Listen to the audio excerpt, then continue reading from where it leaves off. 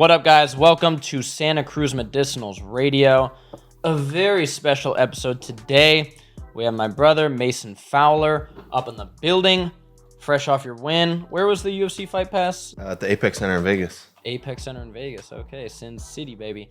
So Mason, for those who don't know, you're one of the top 5 grapplers in the world right now. I would pretty confidently say that. You're very humble. So how did you get started with all this? You started out with MMA back in the day, right? Yeah. Like 18? You kind of got into it later. 18. I mean, now kids are like 9 years old doing jiu-jitsu. 4, bro. 4. Yeah. Damn. I'm going to have my kid doing that. He's going to take privates with you. Mm-hmm. So I got you, bro. So you were 18, out in Fresno. Beautiful place, Fresno. One of the best places in the world, some would say. How'd you get into all that? Wrestling or what? Yeah, I just I was playing rugby in high school, and fresh out of high school, I ended up working just like a shitty job. I was working for Pepsi, one of your favorite companies. Damn, Mason. I was actually stocking sodas on the shelf, so I was like part of the problem. Yeah. You would have been my op. Actually, there's some dude who trains. I was in Walmart. This dude, Carlos Cruz. Shout out Carlos. He has like I think he had the Nestle shirt, but he's like, dude, I'm a huge fan. I got your electrolytes on my thing. So yeah, no hate. But yeah, okay, so you're working for Pepsi. I was working for Pepsi, working for the devil.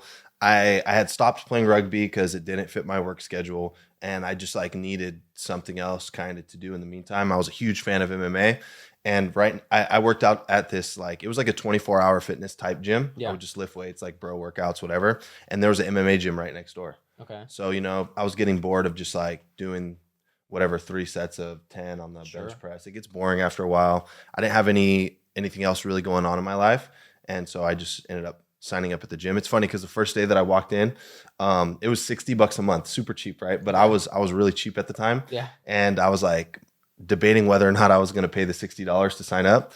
And I asked them, I was like, if I sign up and I start training here, then I can fight in the UFC, right? I thought it was going to be like 2 weeks and then I can fight in the UFC. That's what people think. Yeah. Man. Like I was that typical guy that thought that I could like stand a chance beating guys that were fighting in the UFC. Yeah. Well, that's good, man. You got to have that like confidence. I mean, it probably, helps you out today. For sure. But then you quickly learn. So like, no, you get humbled. Oh my God. Yeah. The first day you get humbled right away. So that's what a lot of people just don't. I tell people to go train jiu-jitsu. It is astonishing to me that people that don't have any training whatsoever think they will do well in a fight for no reason. It's like, and now what's really frustrating about today in the United States is, people will say on Instagram something like, I could beat this person up, or I'm really good at fighting.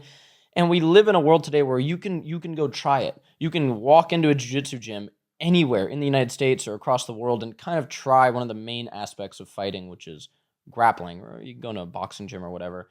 So you start out in MMA, and you competed in MMA, 6-0, 8-0 or something? I had 6 amateur fights and 2 pro fights. Okay. Yeah. So my first day that I did jiu-jitsu, because I was on the fence, right? I was doing like the free trial. I didn't know if I was going to sign up. Yeah. And I just got, manhandled by the coach. And it wasn't some little dude. It was a big dude, purple belt. He was teaching the classes.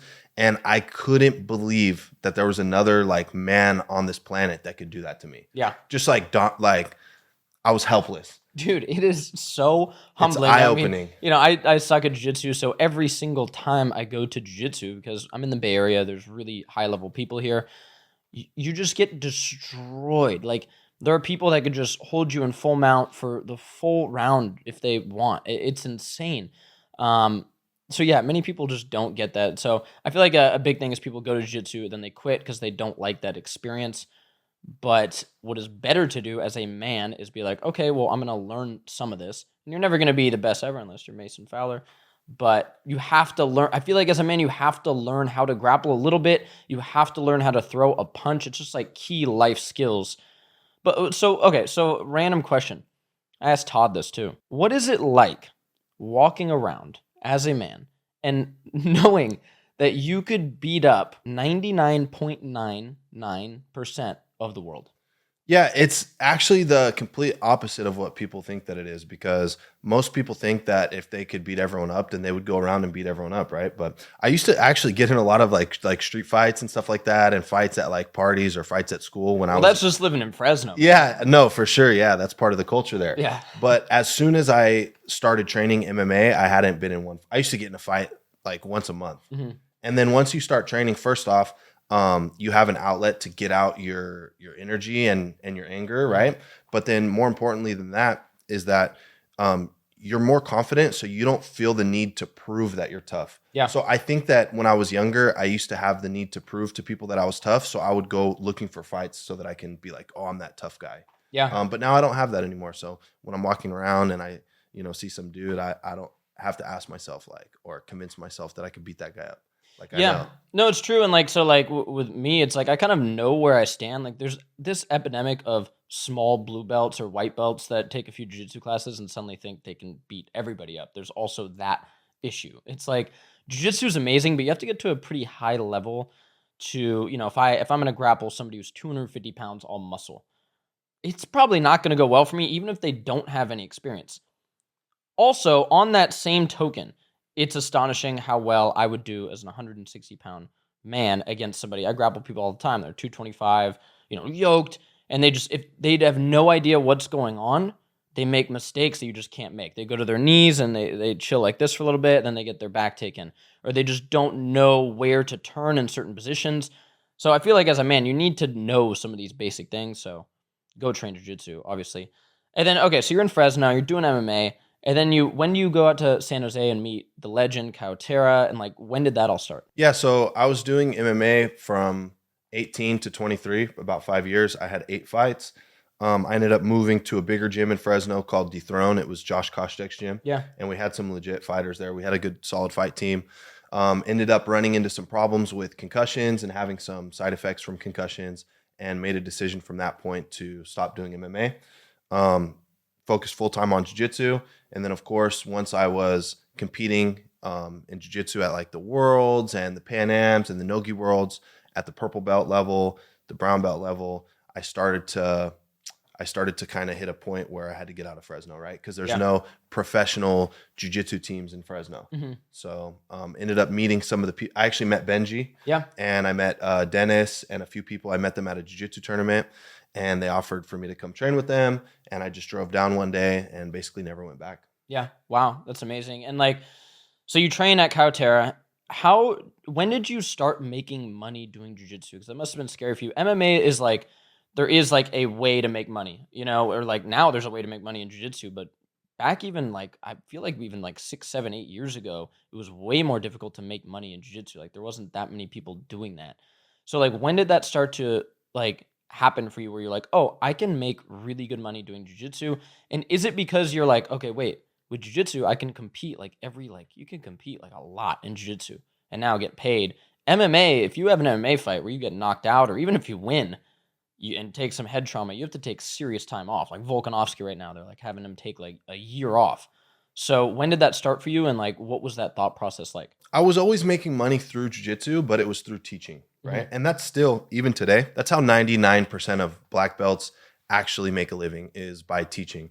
The money has never been in actually competing and being an athlete, right? Mm-hmm. And that's only starting to change now. For me, I was very lucky and very blessed that I got an opportunity to compete on Submission Underground around 2020, 2021. And at that time, I was a brown belt. I was training at Kyle's gym.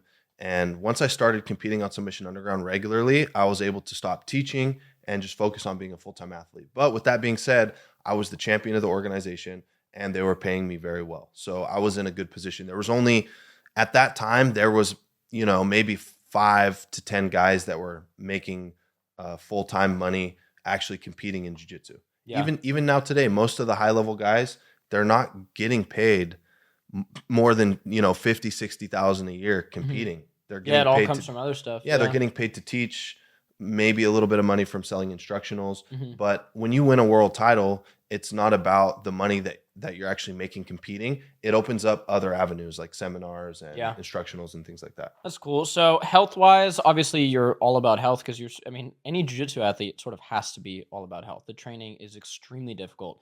I don't get how you guys do it, just given the small amount of jiu-jitsu I do. I couldn't imagine being okay, 6 days a week or whatever, 7 days a week, I'm going to train multiple times per day grappling. It's so taxing on the body. What are some things lately you've been doing for your health just to keep up with all that? Yeah, so just this past year, I started doing a lot more strength and conditioning. Early on in my career, I wasn't doing any strength and conditioning. I would just do sprints and stuff like that to prepare for the competition, but I wasn't doing weight training year round. Mm-hmm. And Then I started doing, 2-3 times a week weight training. But this year specifically, I've been actually weight training for 4 to 5 times per week. And since I've been doing that, my level of injuries and pain has went way down. Yeah, dude, that's facts, bro. People don't get that. Like lifting weights reduces injuries of all types. Of all types. It's crazy. Like people don't understand. They think that it might cause injury for some reason. Maybe they're just training If you do horribly it wrong, yeah. Yeah, maybe they're just like awful at training. Okay, so you start lifting weights a bunch. I mean, you're jacked. Thanks, bro. Jack Mason. I mean, Pretty they were jacked too, man. legs. Oh, thanks, man. Thank you. We're just turned into just a compliment fest. So how do you stay flexible though? Because that's like the big thing. You're watching the UFC Fight Pass. The announcers are like, "Well, Mason's so flexible. He can play rubber guard." Like, do you do flexibility training, or does it just come from grappling? Yeah, so you will gain a certain level of flexibility just from training jiu-jitsu because you're moving in ways that you wouldn't regularly move throughout the day. So just jiu-jitsu training alone will help you. I do stretch. I used to stretch a lot more. I used to be way more flexible. Mhm. I've just gotten a little bit lazy on the stretching as I've gotten older. But I do stretch. I do try to stretch for 10 to 15 minutes per day. Used to be a lot more, but Yeah. Yeah, I feel like you have to do like I have like a stretching routine that I do in the morning, and I call it stretching, but it's not like just like static stretching. But like I feel like if you don't have that, it's just a major gap. Like you need to like do some mobility, whatever you want to call it, in the morning to be like a good athlete and just like not, I don't know, to like do a bunch of shit throughout your whole life. You have to do that. One thing you've been messing with lately that I want to talk about is injectable L-carnitine. yeah. And for like for people that don't know, that's not a steroid of any sort. You can just take L-carnitine. It's in our pre-workout. So like we have in here, you'll see acetyl L-carnitine, common supplement in pre-workouts because it helps with a myriad of things: red blood cell formation. It helps with just overall musculoskeletal health, your contractions in your muscles. Why are you and so many people, a lot of people, injecting it? Yeah, so I started working with this performance coach named Jake Benson. One of my friends connected me with him, and that's actually one of the products that he's really big on. He actually makes it and sells it through his company, Better Through Biology, and he's the one who recommended that I started taking it. And man, of course, it sucks to take an injection. It's a pre-workout, so you want to take it, ideally every time before your hard training. So you could take it like once per day, for example. Yeah. And it sucks to have to do the shot, but I still end up doing it almost every day because it's just the results are amazing. And where are you like injecting it? And like for like what do you experience like after you inject L-carnitine? Yeah, it's intramuscular, so you can do like a rear delt. You can inject it into any muscle basically. Mhm. You can do it into your butt just like as if it was steroids, right? Mhm. You could do it into your leg. The biggest effect that I see, and the reason I like it so much, is the mental clarity and the focus. Mhm. It really like you get really locked in and focused, and then on top of that, like you get the other effects of L-carnitine. You'll find yourself sweating more. Yep. You sweat a lot. It has like fat burning properties. Mhm. But one thing that's crazy, I actually notice the effects after training whenever I play, because I play a lot of Call of Duty. Man, whenever I take the nectar, Yeah, it means a pre-workout, nootropic. So like my acetyl, like a lot of these ingredients, it's so funny formulating a pre-workout. Pre-workouts, the way they're marketed is like pump, focus, energy, right? Yeah, You have these yeah. like three pillars, right? And like there's different ingredients that apparently like support different ones. And I understand that overall concept, but the real thing is like Vasodrive AP is an ingredient we have, and it is marketed all towards pump. Vasodrive AP gives you the best pumps, gives you the best pumps. Okay. There is blood flow to your brain. Like it's like we've separated the brain from the body. And for some reason, these ingredients get marketed. Oh, they help with your muscles a lot, or they help with just your brain. It doesn't really work that way. Like Yeah. alpha GPC is commonly marketed as a nootropic, an ingredient that helps your brain and your focus during your workouts. But it's like alpha GPC. There's a study where people take alpha GPC before a workout, and it helped their muscular endurance, their strength. It's like one thing. Your Yeah. mitochondria are everywhere. Like it's So that makes sense. So you just feel like more dialed in when you take that. Yeah, and it's funny because I didn't know the pre-workout also had alpha GPC, but that's one of the other products he You has. got to been read the taking. ingredients. I man. know, my bad, This is but a Santa Cruz Paleo sponsored athlete. Yeah. but my Yeah. my performance coach Jake Benson, he also has me taking alpha GPC Yeah. pre-workout. So I mean, you guys are obviously on the same page. Yeah, absolutely. Yeah, alpha GPC is just one of those things where like with our formulas, it's kind of like I don't like to put anything that has like potential downsides in there. So like with the electrolytes, it's like you have sodium, potassium, magnesium. If you're an athlete or working out, there's going to be no downsides of that. I mean, maybe you take like 10 scoops a day and there might be some downsides, but like there's literally going to be no downsides. So like optimizing performance with stuff like that is just a no-brainer. I wanted to ask you how much electrolytes is too much? It really depends. So like, okay, so they did a study on athletes where they had them do hard training, and they found that in a 24-hour period, they lost 7 grams of sodium. Because that's the big thing people worry about is they go, I don't have too much sodium. Yeah. It's so drilled into us to not have too much sodium. It's insane. And the book by this doctor, a few copies of it is somewhere, called The Salt Fix. And one of the things that he talks about in there is like Scandinavian cultures, for example, not uncommon for them to consume 25 grams of sodium in a given day. Wow. They say Roman cultures would eat 25 grams of sodium a day. There are some cultures that would have 40 grams of sodium. Your kidneys filter sodium. Like, it's not like if you have a bunch of sodium, your blood pressure is just going to skyrocket and it's going to cause heart issues. That's just not supported by any science whatsoever. So if you're an athlete and you're training hard, I think you could probably have 4 to 5 scoops of electrolytes per day. Totally fine. Yeah, so 1,000 milligrams would be 1 gram, right? Yeah. Just yeah, for exactly. people Yeah, so a watching scoop at of home. electrolytes would be 1 gram of sodium. So I'm doing 25 grams today. Yeah, Trying to be 25 Scandinavian, scoops, bro. yeah. Yeah, 25 scoops per day. I mean, we did have a guy, my buddy Tanner Waite, beach cowboy. He's a pro surfer, and he did this endurance competition, which is insane. Like, he's an insane person. Tanner, I love you. You're mentally deranged, okay? And I'll tell you that. You need help. He paddled on a board from the island of Molokai to Oahu. Like, he paddled, like, it's so far. It's not like, oh, there's the island over there. Like, you can't see. You're just paddling an open ocean for like 7 miles. So he was on a surfboard on his stomach? Yes, yeah. Insane, bro. Okay, so it's like one of the hardest endurance challenges in the world. And he said he went through about a full thing of electrolytes. And he was the only athlete that didn't experience cramps. He finished the race, obviously. He like FaceTimed me crying. Did he win, though? Did he win? I don't know. I don't even know if he won. Maybe there's no winner. It's just Maybe like, there's no winner. If yeah, you complete it, if you're there's not no dead, winners, yeah. just a pile of dead bodies in the Hawaiian Ocean. So, yeah, you can go through a lot of those. People sometimes ask me if like it's cold, like if they're not sweating, do they need them? When it's cold and you're training, you're still excreting electrolytes through your urine. And there's some studies showing that you excrete even more, so you need more electrolytes, and your body will kind of trick you going, I don't need a guzzle of water because it's not hot. And people get dehydrated in the cold like fast. So yeah, I mean, obviously the electrolytes with jiu-jitsu athletes just like super popular. So if I'm training hard, two sessions, 1 hard session, 1 light session, I'm good with 5 scoops. Yeah, totally. You could throw 2 in a big thing of water before. People ask me the optimal time to take electrolytes before you work out. Of course, after, like when I get out of the sauna, I oftentimes am like, oh shit, I forgot to take my nighttime electrolytes. Throw them in. Feels really good to drink that after the sauna, just like refreshing. But the big performance benefits come from hydrating before. Yeah. So people like sometimes like, oh, like let me do it after. It's like it's still gonna be benefits throughout your day, but before. No, I get a scoop in first thing in the morning, like most mornings. Yeah. I feel Salt in the great, morning yeah. is the best, dude. Just like it feels like it I just, crave it. yeah, it like feeds my just like adrenal glands, my like, like you just like once you start doing more sodium, you feel better. For sure. So yeah, it's just facts. So we're gonna get into some current events. As you guys know, that's the new format of the podcast. Just kind of some good yap sessions. So let's dive into it. Okay. Ryan Garcia's going off lately. What do you guys think about it?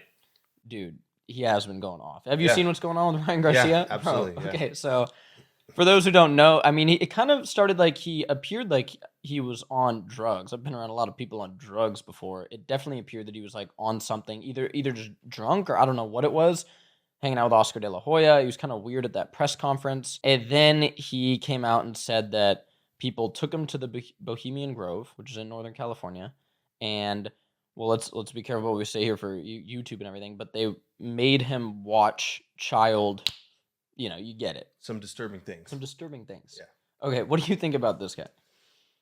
In my head, there's 2 possibilities of what's going on. This is what of course, everyone thinks Ryan Garcia's going crazy. He's on drugs. Mm-hmm.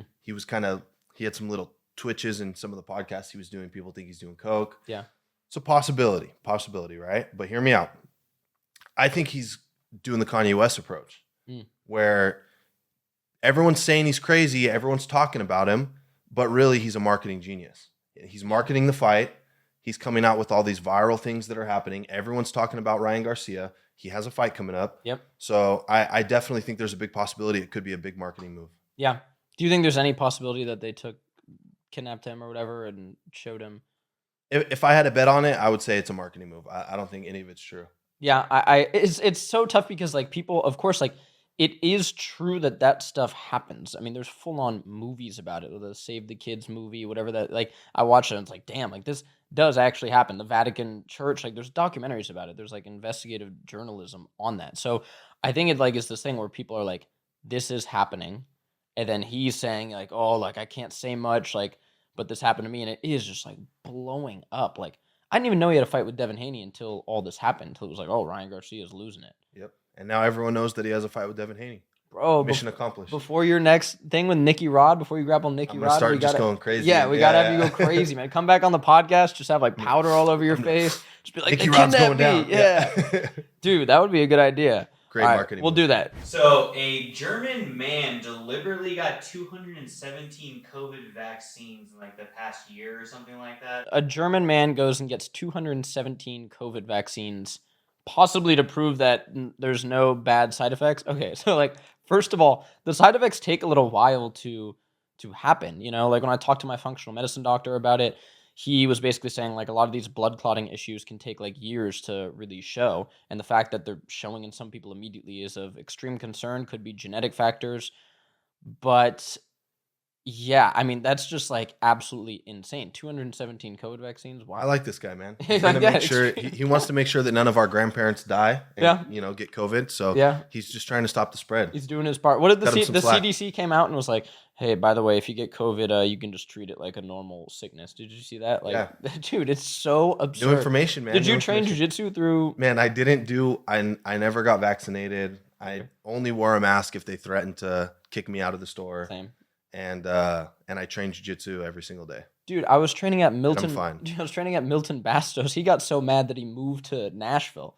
Wow. And like literally, they were like, so we're training at Milton Bastos, and he has like all the jiu-jitsu gyms had like paper over the windows in California because like literally police would drive by, and if they saw people gathered, they would come in. And sure enough, during like a lunch class at one point, cops enter his gym and are like, you guys can't do this. Like you can't have people training here. It was so insane, dude. Like jiu-jitsu really got hit hard with COVID. But it was kind of cool at the same thing because it was like I was training in Benji's garage, you know, like and like a lot of you Kawatera guys were like coming over there and just fucking you needed like white belts and blue belts, just like whoop their ass. Like it was fun. It was kind of for me personally, it didn't hit me hard because I don't own a gym. Yeah. But dude, I feel bad for all the gym owners out there, right? Like a lot of gyms went out of business. A lot of businesses in general went out of business, closed down. We saw buildings boarded up. Yeah. So, dude, it turned a lot of gym owners, I swear, like super right wing. For sure. I swear, dude, like, dude, it would have made me so mad if they're like, okay, you can't run your business. You can't have people gather here. But you still have to pay rent. You still have to pay rent. You still have to pay property tax. Yeah. If you have people come here to do jiu-jitsu, it's like, what happened to like freedom? During that time, it was like so because it's like, okay, why can I, as an American citizen, not go, okay, there is a risk out there, but I'm going to go gather with people who are also choosing to risk that. It's not like anybody's making you go to jiu-jitsu. So why can we not gather here if we want as Americans? Yeah. Like, dude, that was... I mean, you can go to the store and buy alcohol and drink yourself to death. Yeah, literally. And like they would have that open, you know, and they would say, oh, get a shot, get a Krispy Kreme donut.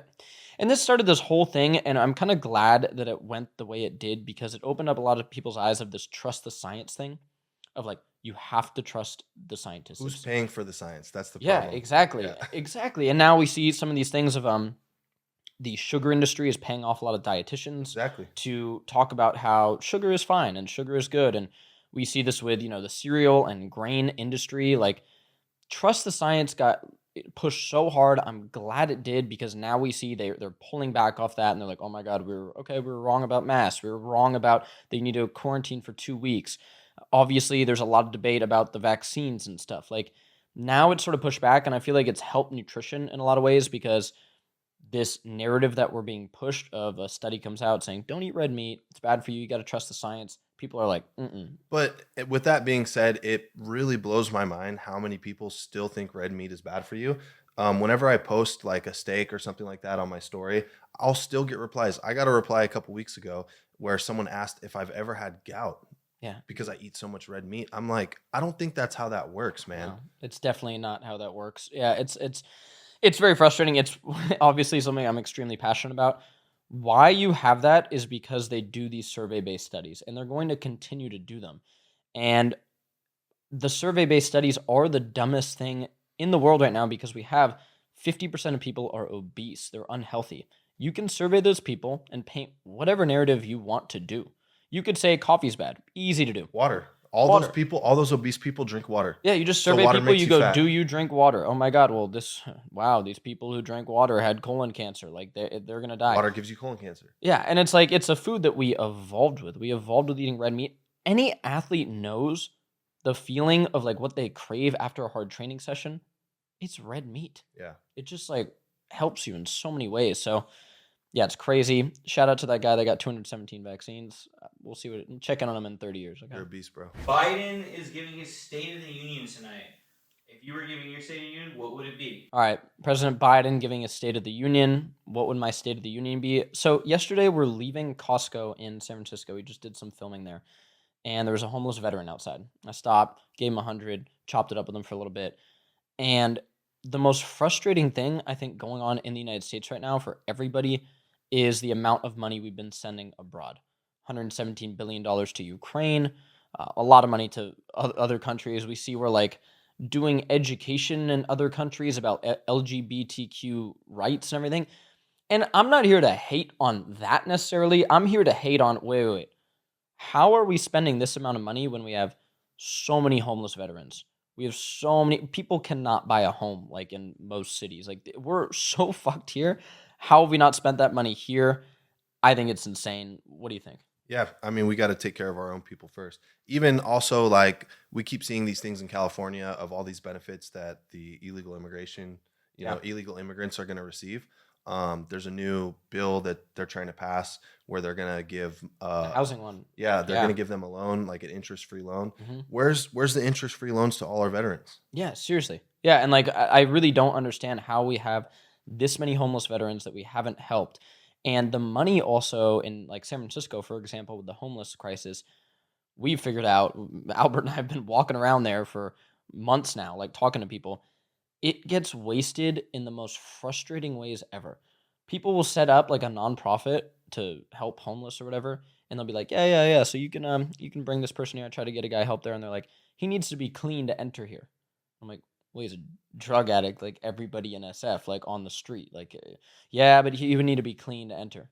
Okay, so next place, you call another place, like, yeah, we are a nonprofit, but it's still, it's $30,000 for like a 6-week program. You're like, wait, what? Like, have you seen what's going on in SF? And then I finally bring them to the free program. Like, it was a disaster. I bring them to the free program, and they're like, they're so rude. Like, it's the worst place. Like, the other places are like kind of nice inside, whatever. This is like the worst place ever. Just like people tweaking on the floor. It's like horrible, dude. I bring him there, and they're like, okay, yeah, he just needs to fill out this paperwork. Bro, it was paperwork that legit for me, I would need to sit down with my glasses on and like be like, okay, what are you, like, confusing shit? This is a fentanyl addict. Like, let's be real. And then they say to him, okay, thanks for filling all this out. We'll call you in 2 weeks. I go, on what phone? I go, call him? He doesn't have a phone. Like, this is like, what are we talking about? And the lady's like, no, we have a street team. We'll find him. I'm like, well, he's going to go back out and probably use drugs, right? And they're like, well, there's not a bed available for 2 weeks. So it was just, I put him in a nice hotel. He ended up leaving the hotel, escaping, stole a bunch of blankets and pillows from there, which I don't care about. It's all good. It is what Luckily, it is. he didn't steal the TV, man. No, he didn't steal the TV, but he just like kind of left. And like, I tried to do all the stuff. Like, I put him there with a friend who was sober, and there was just nothing that could be done. And then he ended up in jail. I think he's still in jail right now. I haven't heard from him. I got a call from the jail like a month ago. Haven't heard from him since. But the system is so broken, dude. And our tax dollars go there. Yeah. You get your check from fighting in the grappling for the UFC. Some of that money is going towards that, and it's very frustrating. Yeah, absolutely. Basically, like, it's the same thing that they've always been doing. They say we need to get the homeless off the streets. We need $50 million. Yeah. They take the $50 million, and then their friend owns this company that helps homeless people. Yeah. Here's $10 million. Dude, here's $10 million. They're getting kickbacks. A lot of these people make like $300,000 that like run these like The nonprofits. Yeah, they have a like, $300,000 salary. How do you run a nonprofit and make $300K and have like a lot of people there like making crazy money? It's a joke. But yeah, what do I think needs to be done in America? We need to put more money back into the United States of America, back into our infrastructure, back into basic stuff like programs to get kids in shape again. We need to like get rid of this whole woke stuff that's going on. Newsom said he's gonna cancel the physical education class. Like, and you had to run the mile, do like the hamstring stretch. That's racist, bro. Yeah, dude, we did a piece on it, bro. It was like the New York Times, like, why this is bad. Well, people people with one arm would feel bad if they like have to do push-ups. Like, what are we talking about? Like, yeah, do some squats, bro. Yeah, do some squats, man. Let's go. Figure it out. Yeah, make America healthy again. That's what I think. What are you guys' thoughts on like Bitcoin and it's rising back up again? All right, next topic. Bitcoin is on the rise again. I'm kind of stoked on this. I have some Bitcoin and I have some ETH.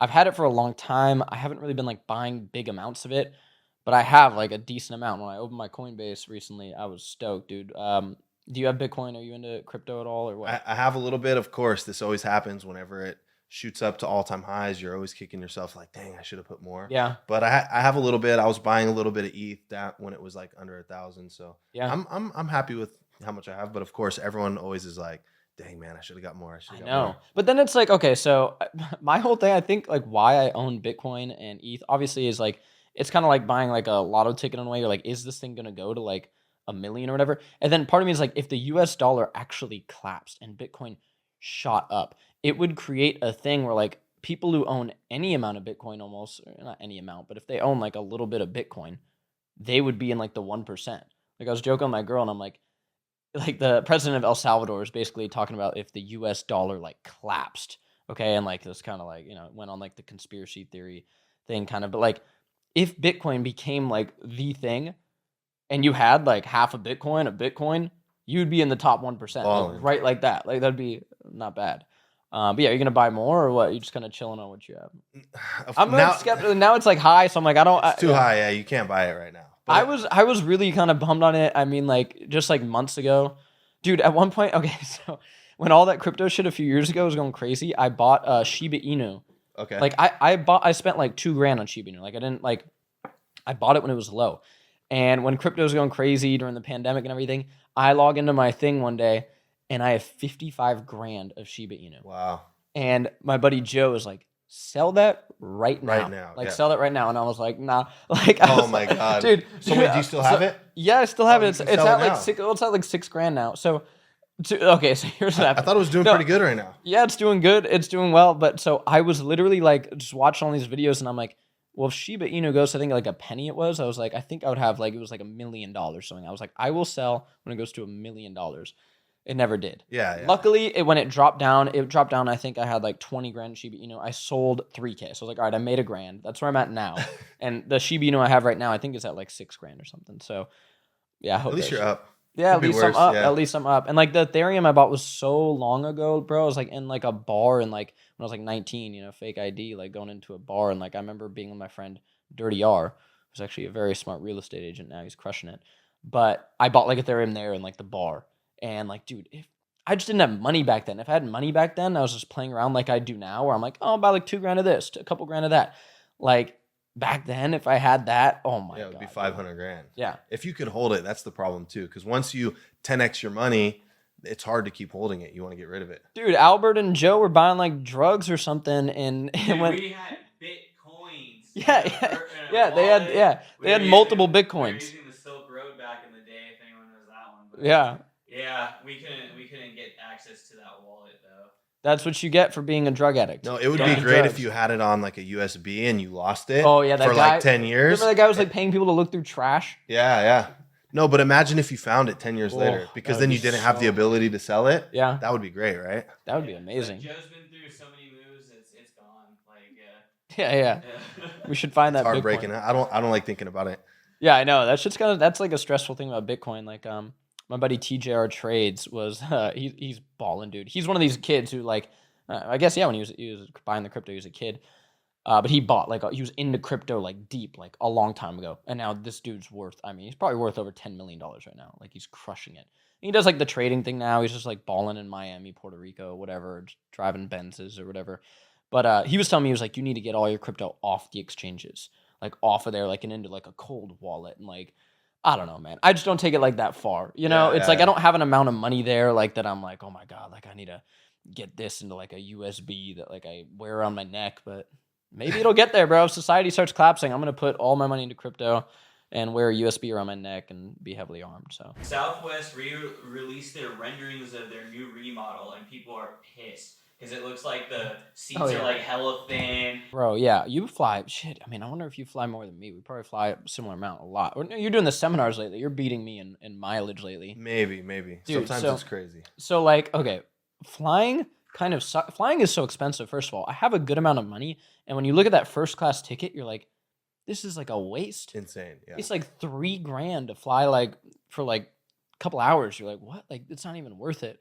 But yeah, what do you think about flying lately? Like, what do you like about it or not like about it? Yeah, it's tough, but I don't mind that they, made have an option for less room, because it's like sometimes, That's just like going to be their new... The whole thing? Yeah, so, you have the option because you can still fly a different airline, right? Yeah. But if you want to save money, then you can just suffer for a couple hours.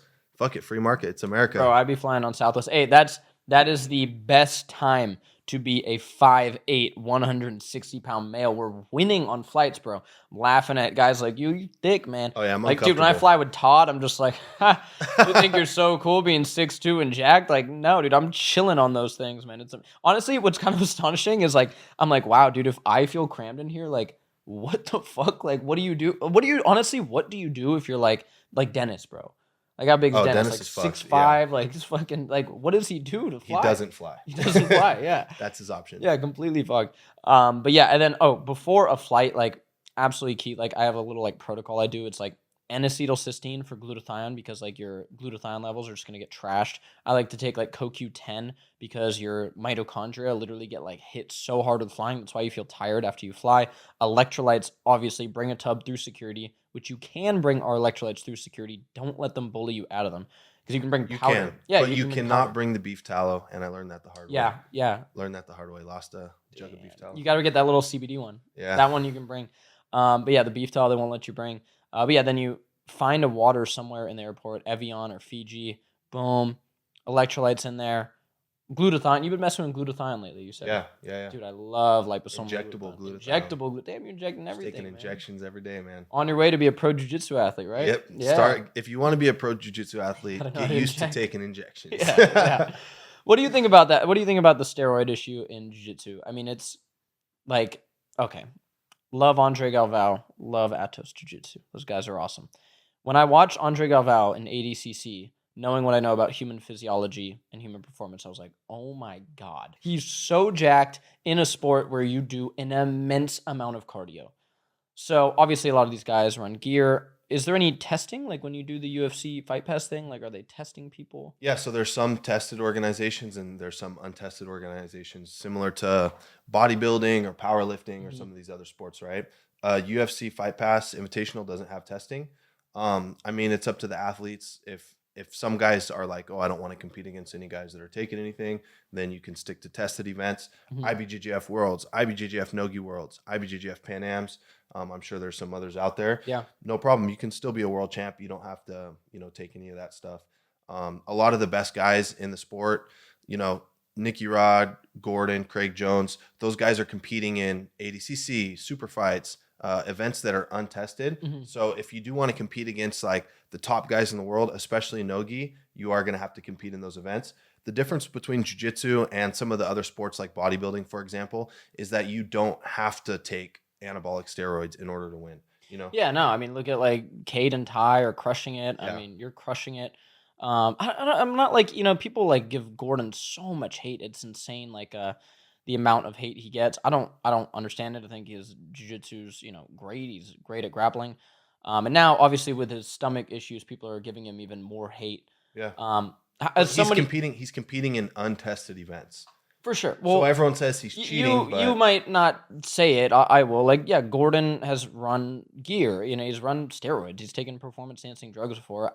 I don't think it's like that big of a deal. Like, I feel like athletes like yourself, like, actually don't make that big of a deal about it. They're just like, yeah, like they're running. it's some an stuff, untested like, event. So Yeah. people call him out for cheating.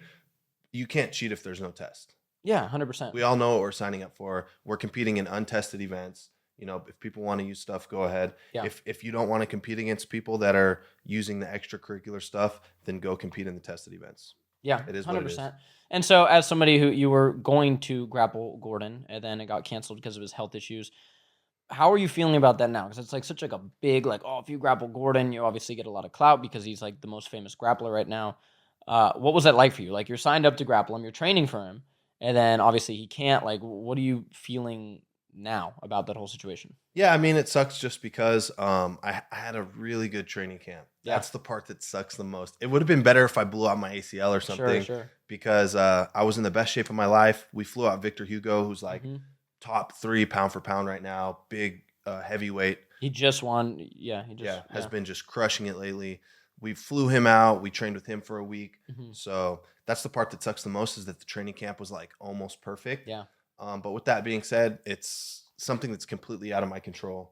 I try to just not think about it too much, not talk about it too much, just keep moving forward. Yeah, I hope Gordon gets better and he can grapple. I like watching him grapple. People hate on him a lot, but it's like, dude, everybody wants to turn on a fucking Gordon Ryan fight and see him fight. Like, and then I also want him to grapple because he's grappling Santa Cruz paleo athletes. Like, I want him to fight Yuri at ADCC. Like, that's like huge. And like, we don't really know. It's up in there right now if he's even gonna compete. I think he will do ADCC. Yeah. He said specifically he loves ADCC. Yeah. Like, and that's what's the biggest thing for his brand as well. Yeah. And if he can just compete once every 2 years, he's going to mitigate risk as well. For sure. Because he obviously doesn't want to lose. His whole brand is built on being the guy that never loses. So the best way to do that is to compete once every 2 years at ADCC. All these other little super fights in between, it's not really worth it for him. He's risking his whole brand for one payday. Yeah, he makes good money just doing what he does as he should. But yeah, I hope. I just want to see him grapple more, bro. Like, that's like the thing with like these UFC fighters and grapplers. Like, I kind of just want to see them compete. And I also want to see them get out of the sport at the right time, bro. Like, that's the thing. Grappling, you have a pretty long career there, but like some of these MMA fighters, bro, it gets ugly. Oh yeah, it's horrible. It just gets. And then you see like the stats. I think it was like the 145-pound division after they turned 35 years old or something. They're like, like 1 they're in like, yeah, it was 20, like 2 and like 100. It was like, dude, it's like bad. So the good thing about jiu-jitsu though is that we're not getting the shit kicked out of us. Yeah. So even if you see a guy that's sticking around past his prime, maybe he doesn't look the same, he's losing some matches, he's fine. Yeah. He's not getting head trauma, he's not getting knocked out. We see Wagner Rocha competing in his 40s and still winning some big matches. Medaled at the last ADCC, just beat Luke Griffith, who's like a young up-and-comer. We see Cyborg, who's like, I think Cyborg's like 46 or 47, who's still competing, still crushing it. So for jiu-jitsu, it's a little bit different. We're not taking the head trauma. It's not the end of the world if we lose a couple matches. So, but MMA for sure, they need to hang it up. Dude, get on that acai when you're 40, if you know what I'm saying, dude. Just be... Little TRT. Yeah, let's go, dude. Let's BPC. go. Yeah, little BPC, go, little TRT. Run it up. All right, next question. Dude, big card, UFC 299, Sean O'Malley versus Cheeto Vera. You guys want to talk about it? Absolutely. Let's run through the full main card, and we'll give our picks. So kicking off the night, who? Kicking off Peter Yan versus Song Yadong. Oh, yeah. I got Song Yadong in this.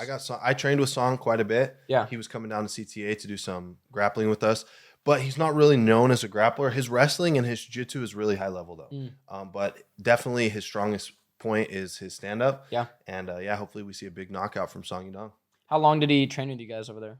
He was coming in once or twice a week for maybe 3 months. Yeah. Yeah. That's sick, dude. Solid. Yeah, I have Song Yadong in that. I feel like Petr Yan after that illegal knee, like it's just like, I don't know, man. I don't want to say he's cursed because that's, but like he might be cursed, bro. Like he might be. And he's getting a bit older. I just don't know, man. It's kind of like a make or break fight for Petr Yan. I got Song Yadong in that. I feel like he brings it. He's Korean, right? Chinese. Be disrespectful, bro. That's my boy. Dude. Hey. They go hard. All right, next one. Gilbert Burns versus Jack Della Maddalena. All right, we got Gilbert Dorino Burns versus Jack Della Maddalena. Who do you got in that one? Yeah, I got to go with Gilbert just because he's the jiu-jitsu guy. Bro, I have some Ruka sweats that are Gilbert Burns sweats, bro. So I got to go with him. He's representing for the sport. So I got Gilbert Burns. With that being said, he's going to have a tough time with the stand-up. But he has good stand-up. He has good power. So if he lands 1 or 2 shots, that can change, the direction of the fight. But we got to get the fight to the ground and display some jiu-jitsu here. Yeah, I don't know. How old is Gilbert Burns now? Like, he's been around for a while, bro. That definitely concerns me with what we were just talking about with the MMA fighters getting older. It gets tough. JDM is obviously like this, young guy. Yeah, his boxing is crisp. Like, you just like, I don't know. Like, if he's just like at that range with JDM and just getting boxed up, that could get ugly. But yeah, I feel like Gilbert should be able to take him down. I mean, JDM's defensive wrestling's pretty good, but if Gilbert can get him down, like he's really good. And then like that fight with Kamzat, everyone thought Kamzat was gonna just like walk through Gilbert Burns, and like that was a war. That fight Gilbert is game. He's as game as they come. Yeah. So Gilbert, we got Gilbert on that. We got Gilbert. Boy. He's 37. Damn. Oh shit, I changed my pick. No, I'm just kidding. It's in Miami, isn't he? A Miami guy, so it's hometown, right? Isn't he down there in Miami? Yeah. Oh yeah. Durinho. I was gonna say I'm pretty sure he's from Brazil, bro. But Yeah. I think he lives in Miami now. Brazil, Miami, basically the same shit. Basically the same thing, bro. Kevin Holland versus Michael Page. What a good fight. Yeah, that's gonna be fire, bro. I mean, Michael Page, they tried to get to the UFC and they finally did. I feel like he's past his prime.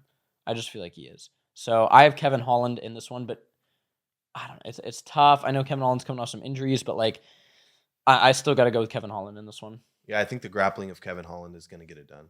Yeah, but dude, what if he gets just like kneed to oblivion? Like It's possible, but usually we see this a lot. The UFC tends to, when they bring someone in from Bellator, maybe give them a little bit of a tougher matchup. they know, to show that how dominant the UFC is. I think that's what's going on in this matchup. I think Kevin Holland's a pretty bad matchup for him. Yeah, I do too. I got Kevin Holland in that one. I feel like the odds are pretty even too. Last time I looked, which is kind of maybe the odds makers just expect this to be a striking battle, and like, yeah, Michael Venom Page can strike. Who's the favorite? Do you know? Kevin Holland by like a little bit though. Yeah, Not a lot. So there's no, I mean, of course, MVP is super dangerous, bro. So. Yeah. Man, I'm stoked for that one though. I feel like it's gonna be like edge of the seat type fight. Great some fight. Wheel kicks, some spinning back fists. Let's go. All right, Dustin Poirier versus Benoit Saint Denis. Got Poirier versus BSD. Man, this one's tough. I don't. Who do you have in this one? I'm going Poirier, just the veteran. He's been in there. He's been in there with everyone, and he knows how to just dig deep and get it done. BSD kills people though, bro. I know, but Poirier's hard to kill. That's true, but man, I love Poirier. I think he's just the man, bro. I think he's the best. Dude, his style, like, he like acts like he's pulling up his shorts. Like, what do you pull? But like, I just love that, bro. And he just walks into the fire. He's a black belt too, I don't think we're gonna see any grappling in this. That's the thing. I don't think we're gonna see any grappling either. So, I actually have BSD in this one. I'm going with the young guy on the come up. I think it's his time.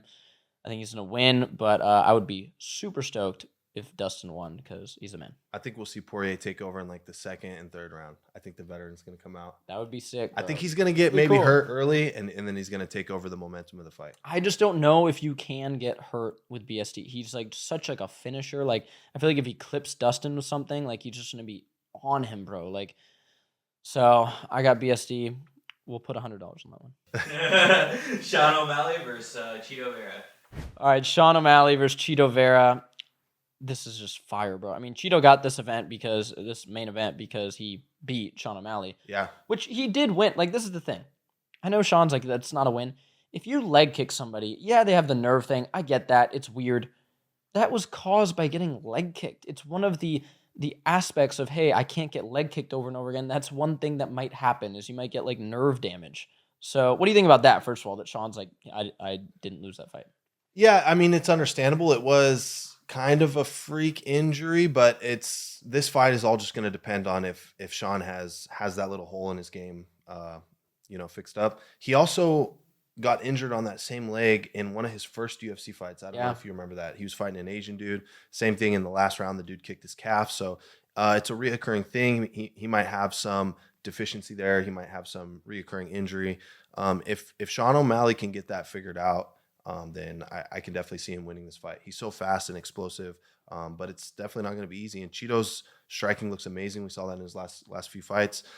Super technical, not really flashy, but he's sits patient. there, He's has a very high patient. guard. Super technical, picks his shots, doesn't rush anything. So even though they both are strikers, it's completely different styles. Mm-hmm. I think Sean's power and speed. I mean, he's got to catch him. If he can catch him with something, then we can see Sean O'Malley winning this fight. I think how this fight's going to go is they're going to come out and it's going to be kind of like boring, shall I say, for like 2 rounds maybe, because I think Cheeto's totally fine with just like being, quote, boring, where like he's not going to throw a lot. Like in a lot of his fights, like it's just like lately especially, it's like he doesn't really throw much until later. And I feel like this fight is going to go to decision. I think it's going to be a close decision. and I think they're going to give it to Sean. That's what I think is going to happen. I don't think this is going to be one of Sean's, walk-off KOs because Cheeto hasn't really been finished. I don't. Has he ever been who has knocked out Cheeto Been knocked down in so long? At least he's really good defensively. Yeah. Yeah, very good. Really good defensively. I like Cheeto too, man. He just his style and shit. I follow him on Instagram. He's just he's dope, dude. He likes to smoke weed, get in the sauna, eat some steaks. I mean. It's a good take. I like your take. I can see that happening for sure. Yeah, decision, Sean O'Malley is what I have. Okay, so it is the most important event of your life, ADCC, last ADCC. And I usually never get stressed out watching you grapple, really. It's whatever, it's grappling. But ADCC, I know you really wanted to win that. It was a huge camp for you. You're grappling this dude, and it was the most frustrating thing to watch, honestly. Because you guys are joking with each other. There's just something when you're grappling with somebody, you mess around, and you fake leg kick them a little bit. You lightly go like that, a little leg kick. And the ref, I think, completely overreacts and gives you a minus point, which in ADCC, that's huge. What? So you're there, you do that, and the ref actually gives you a minus point. What is going through your head? Your whole approach obviously has to change. But what was that like? Walk me through that. Yeah, it was sheer panic because my whole strategy with this guy, his name's Egan O'Flanagan, really good leg locker, really good guard, and super flexible. And he had one of those guards that if you've ever trained with a good black belt that has a really good guard and super flexible, it's really tough to pass, right? Mm-hmm. So I knew already it was going to be, tough to pass. I knew he was going to be sitting on his back the whole match.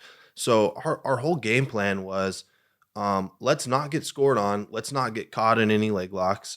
Let's play it a little safer in the regulation time. Mm-hmm. And then when the score is 0-0, the match starts back on the feet, and then we could wrestle, take him down. I thought I had a big wrestling advantage.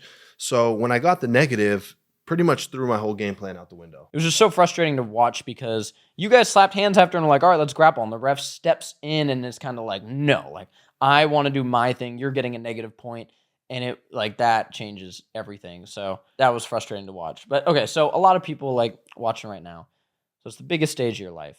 You just major error, whatever you want to call it. How do you mentally rebound from that? What was that like? Because most people have situations in their life, man, where they fuck something up and they don't really come back too hard. Yeah, I definitely don't think I mentally rebounded correctly. I let it kind of frustrate me a little bit. I panicked. I definitely panicked. Usually I'm pretty cool and calm under pressure, but definitely getting the penalty just threw my whole game plan out the window. And then I'm forced with the task of okay, now I have to pass this guy's guard. Yeah. And for me, two of my biggest strengths are sweeping and taking the guy down. But I would say passing is definitely a lot harder, especially you get a good guard player, man, and it gets slippery and it's just really hard to secure the pass sometimes. Mm-hmm. So I definitely got a little flustered, got a little frustrated, tried to pass a few times. I think I should have went a little bit harder on trying to pass his guard, but switched game plans. And I was thinking there's a strategy where you can get to bottom position if you fall to a leg lock. So my strategy was going to be to fall to the leg, and attack a leg lock, and then hopefully he'll come on top. And then if I lose the leg lock, then now I have the bottom position. Mm-hmm. So now I'm back in my realm where I think I have a really good chance of scoring on him. And then I can, come up to a single leg, sweep him, ideally win the match. As I dropped to the ankle, I actually got a really good bite on the heel. Mm-hmm. And he wasn't defending. He didn't try to come on top. He wasn't really trying to defend. So I'm okay, sweet. I'm going to take this thing home with me. Started ripping on his heel, felt the ankle pop a couple times. And I'm oh my God, I'm going to actually heel hook this guy. He's a good leg locker, but mm-hmm. I'm man, maybe I'm a leg locker too. Yeah.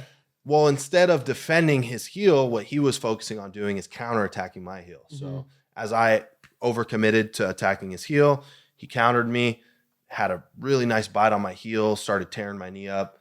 I had a tap. So it was just a heartbreaking turn of events, the way that everything happened, but it is what it is, man. So then after that loss, what do you do? Do you go on a drug bender in Vegas and, just fuck life or what? How did you? No, I ate a whole pizza and I ate some ice cream and had a couple beers, went to sleep, and then just rehabbed my knee and got right back to training, Oh, yeah. And then I ended up winning the UFC Fight Pass Invitational tournament.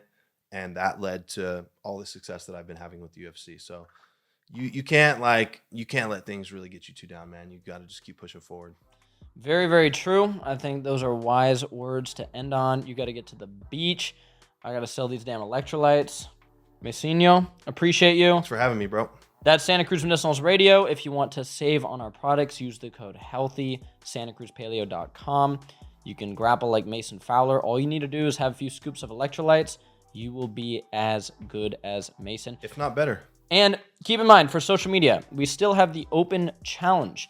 If anybody thinks they can beat Mason in grappling in a 10-minute match, for every time you submit Mason, we will give you $1,000. But every time Mason submits you, oh shit, how much can I afford? $1,000. We'll give Mason something, you know, a tub of electrolytes. I want cash. Yeah. Cash. Sure. Bitcoin. So yeah, that challenge is open for anybody. Bitcoin, yeah. And whenever I post that, some people like 90 followers hit me up like, let me try. Like, no, that's not really what I'm talking about. So you gotta have some clout or something if you want to try that. It'll be filmed probably in San Jose. So good luck. But that's just the power of jiu-jitsu. Go train. Love y'all. Peace.